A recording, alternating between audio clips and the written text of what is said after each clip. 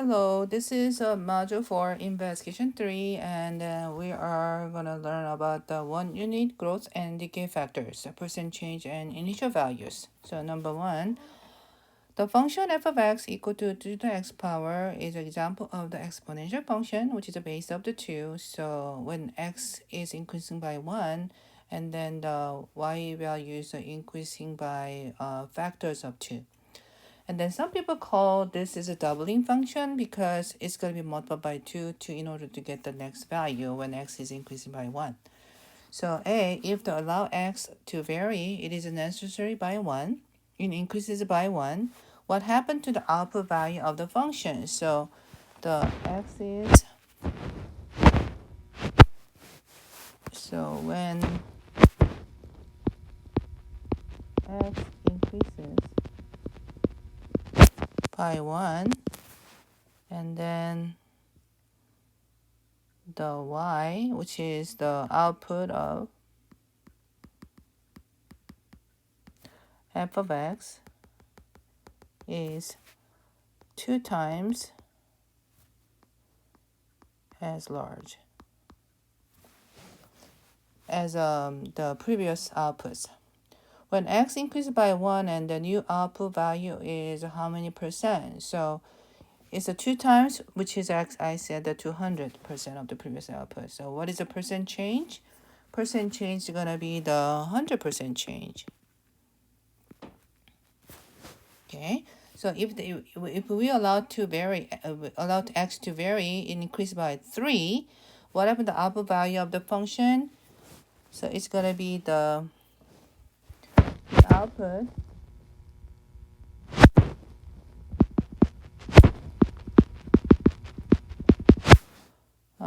is 3 times, which is this time is the increasing by the allow the x varies increase by 3 this time. So x is increasing by 3, not 1. That means it becomes a 2 cubes, so it is going to be 8 times as large as the previous.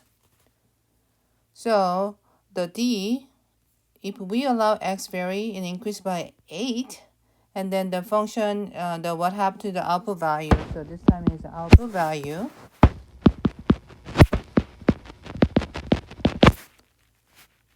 Value is gonna be the 2 to the 8 times, which is 256 times as large as. Alright, so which means the first one is when x is increased by 1 is 2 to the first to the x power. And then the x is increased by 3, which is going to be 2 cubed to the x power. And then x is increased by 8 means it's a 2 to the 8 to the x power. Okay, so that's why that's the base kind of changing. So 2 cubed is becomes the 8 to the x power, and 2 to the 8th is a 256 to the x power. So in the previous, that's all for this number 1. Okay, so let's look at the number 5. So consider the function g of x is now equal to base is 3 to the x power. So base is now the 3 instead of the 2. So on the graph that's shown prior to the exercise 2, added the graph of g. So which means that we want to actually adding the g of x, which is 3 to the x power here. Which means when you use a table, when x is negative 2, negative 1, 0, 1, 2, which becomes 3 to the negative 2 is 1 over 9. 3 to the negative 1, 3 to the negative 1 is 1/3. And 3 to the 0 power is 1. 3 first power is 3. And 3 squared is 9. So when you plug it in, so negative 2 is 1/9, which is lower than here. And then the negative 1 is 1/3, which should be less than here. And then of course it's a 0, and then 1 is gonna be 3. So this 2 is about here, and then 2 is a 9, so about here. So you graph actually the lower on the left hand side, but more than on the right side. Okay, so this is what happened. So this is a g of x equal to the 3 to the x power. Okay, so let's go back to problem 5. So we adding the graph of g there, and then compare the behavior of the function f and g. How are they alike, and how do they differ? So so uh the function what actually how are they like is the function f of x and g of x is increasing exponentially. Okay, that's actually the like, right? But f of x is it's increasing by factor of 2, and then g of x is by factor of 3. So that's why the g of x function graph is more steeper than the f of x. Okay, so for the function g, whenever x increases by 1, the new function value is actually the 300 more times. And then what is the percent change of that? It's going to be 200%, because 200% increase from the 100% to make a 300%. And d, the function g, whatever x increased by 2, what happens in the function output value is, so instead of the 3 to the first power, so now 3 squared to the x, which becomes 9 to the x power. So which means the output value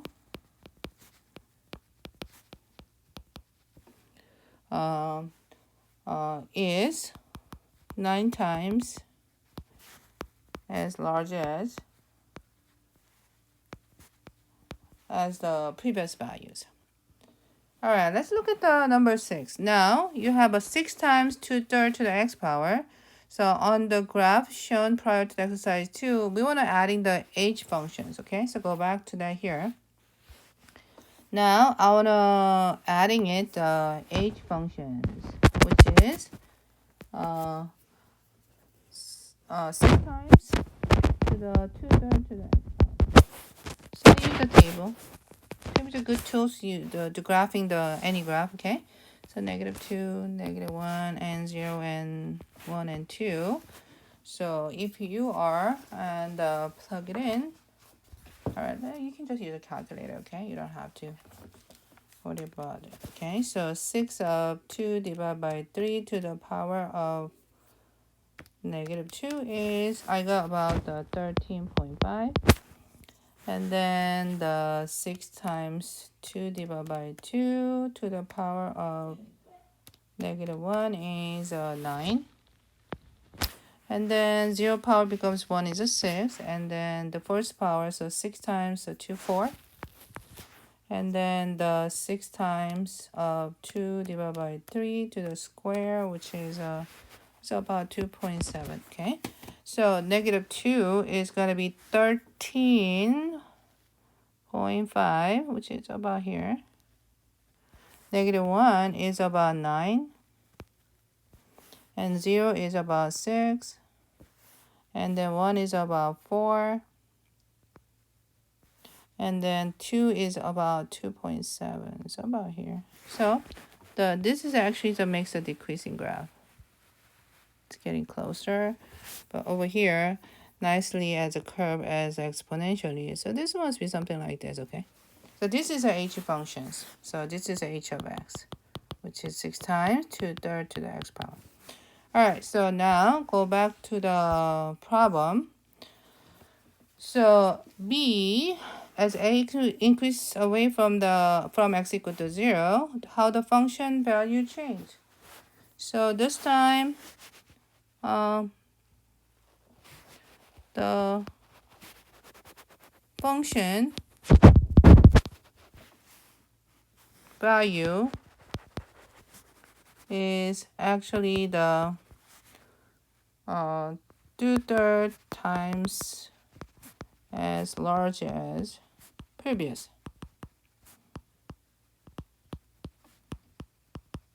which means it's actually the decreasing. Okay, so it depends on the what base you have. Okay, so if the base is greater than 1, you got the always increasing graph, and then the between the 0 to 1 is you got the decreasing graph. All right, let's look it up, the 1 unit growth factor. All right, so 1 unit growth factor, for the exponential function, the ratio output value is always the same for the equal size interval of the domain.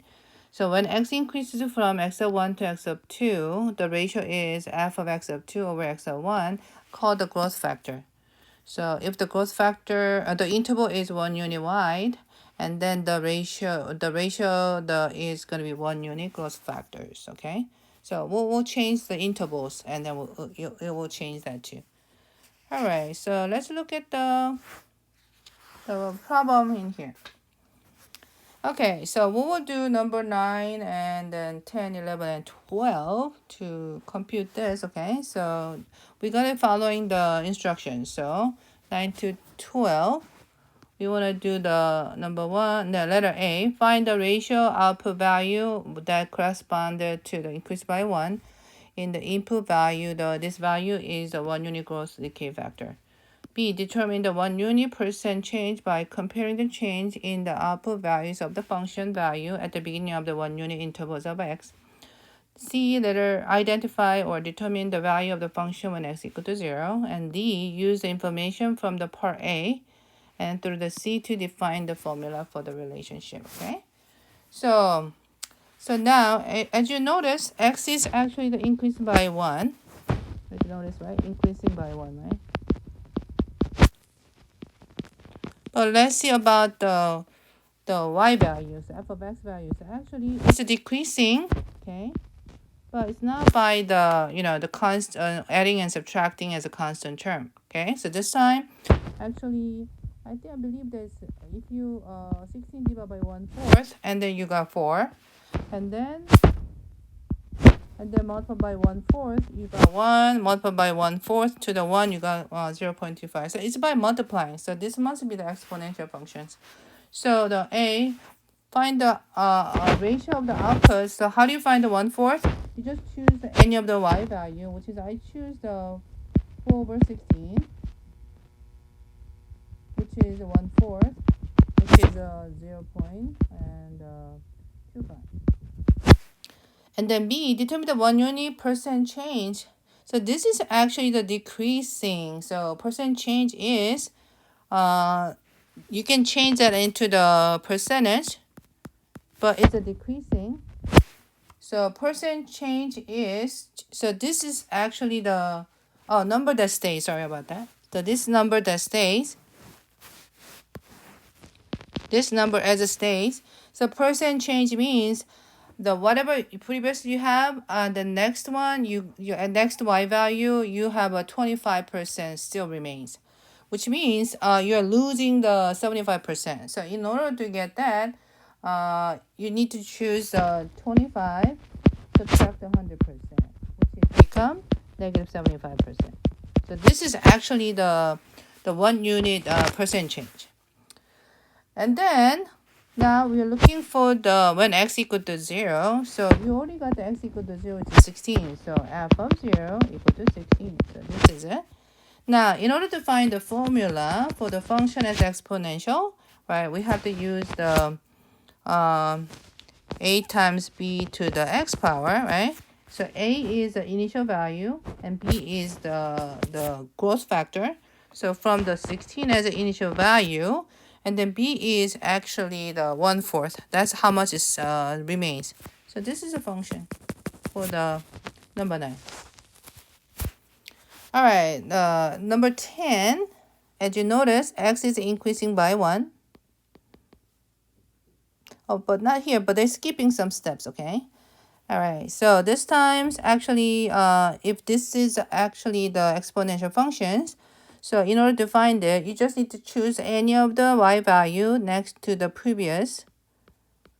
Okay, so when you're dividing it, you got 299 divided by 260, and then I got 1.15. So this is increasing functions. And then B is, so how much been increased? So what you do is, you change that into the percentage. And then 115 minus, you always subtract 100 to see what it is, okay? So you got 15% increases. And then we don't have f of 0, which is I don't see x equal to 0. So what you need to do is choose the 1 and 260. In order to get a 0 and the number, this number should be, you need to divide, you need to actually you need to divide by 1.15. So divide by, because that's a ratio, 1.15, okay? So 260 divided by 1.15, I get the 220, about 226. So that will be the initial values as x equal to 0. So now your function is A is a 226, about, right?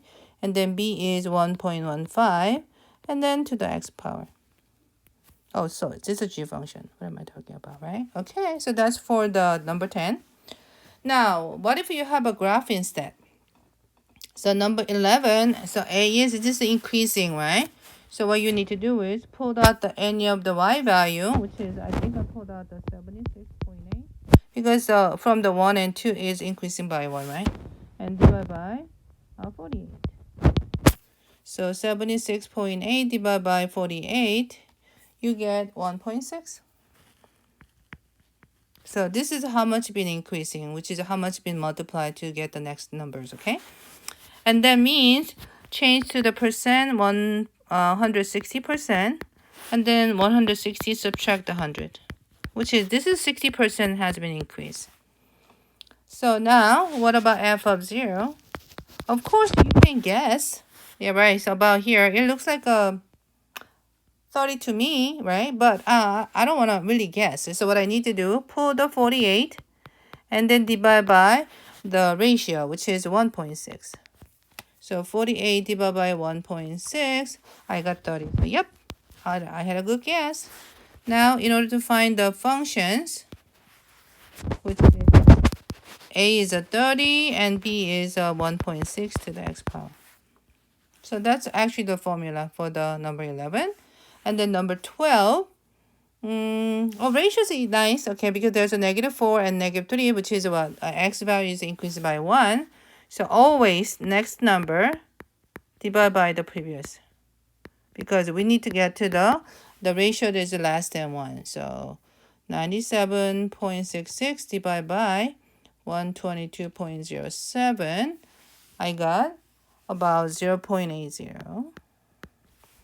Okay, so now we change to the 80%, and then 80 minus 100 to subtract, which is a -20% change. So -20% change. And then you need to find the f of 0. Yeah, so of course you can actually the guess. It looks like to me here is 50, but I don't know. Okay, I don't want to guess. So what I needed is, okay, this time is a you just need to keep getting the value here. So with a -2, you keep multiply by 0.8. Okay, so 97.66 times 0.8, I got 78.13. And then the next number here, which is right here, and then -1 is 78.128 divided by, multiply by, okay, multiply by, and 0.8. So I got 62.50. And then this is actually the 0 and, so 62.5 divided by, multiply by 62.5 multiplied by 0.8, I got 50. Oh, so good guess, isn't it? Graph actually the very accurate. Now, f of x equal to a is of 50 times b is 0.8 to the x power. Okay, so that's how you can make the formulas, okay? All right, so this is for this page. All right, let's go to the next page. So number 13, that'll be the last questions for this investigation 3. So now we have a function as 34 times 1.19 x. So what does the number 34 represent? So 34 represent is the initial value, which is when x equal to 0. And then what does the 1.19 represent for this function? So this is 1.19 is the unit growth factor.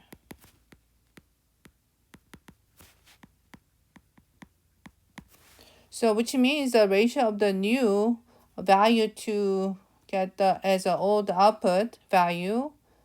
Yeah, it is a ratio of the new value to the old output value whenever x increases by 1. And then C, fill in the blank. Whenever x increases by 1, the new output value is, so the 1.19, which is the same as 119%. So new output value is always 119% of the old output values. So what is a 1% change? So this time what I do is 119 minus 100, okay? They always give you the difference, okay? So 19% change, okay? All right, so that's all. I mean, we can think about the number 14 too, but we don't have to. So what does the number 1.578 represent, which is the initial value? What does the 0.68 represent? That's going to be the unit growth factor. And then when P increases by 1 and the output value is, this time is actually the 0.68, which is a 68%, which is output value is always 68% of the old output value. And then what is the percent change, which is 68 subtract 100, which is going to be the negative 32% change, okay? Yeah, so that's the same way that you can just solve the problems, okay? All right, so that's all for the 4.3. All right, thank you for listening.